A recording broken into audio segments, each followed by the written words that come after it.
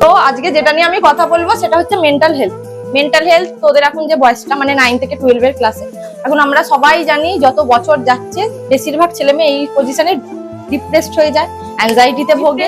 Anxiety এই জিনিসগুলো সবার হয়, আমাদের জেনারেশনেরও ছিল, আমাদের মা বাবার জেনারেশনেও ছিল, কিন্তু আমাদের বোঝাবার কেউ ছিল না, কোনোদিনই ছিল। যেমন মানসিক স্বাস্থ্য আমাদের দরকার, শারীরিক স্বাস্থ্য আমাদের দরকার। শারীরিক স্বাস্থ্যের জন্য দেখবি অনেকে অনেক কিছু করছে, এখন জিম করছে, ডায়েট করছে, যাতে নিজের বডি ঠিক থাকে। বা অ্যাংজাইটিতে কেউ ভুগছে, তাহলে আমরা কি বলি? কোন ডাক্তার দেখাতে যাই? বেশি ডাক্তার বা হাড়ের ডাক্তার দেখাতে গেলে আমরা কি বলি? অর্থোপেডিক ডাক্তার দেখাতে যাচ্ছি। গ্যাসের হলে গ্যাস্ট্রোলজিস্ট, স্কিনের হলে ডার্মোলজিস্ট, আর ক্যান্সারের হলে জানিস তো অঙ্কোলজিস্ট। সেরকমই এই টার্মটাকে বলা হয় সাইকোলজিস্ট। ও ঠিক বলেছে, আমরা বেশিরভাগ দেখবি ইউজ করি সাইকিয়াট্রিস্টকে দেখাতে যাচ্ছি, কিন্তু যে টার্মটা আমরা ইউজ করি সেটাই ভুল।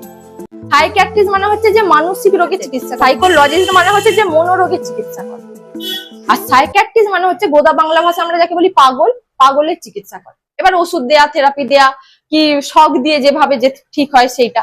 আর সাইকোলজিস্ট মানে হচ্ছে তোর সাথে কাউন্সিলিং করে সেই জিনিসটাকে ঠিক করে। এবার তুই ওষুধের থ্রু হতে পারিস, বেশিরভাগই নার্ভের ওষুধ দেওয়া হয় যাতে ঘুমটা ঠিক হয়,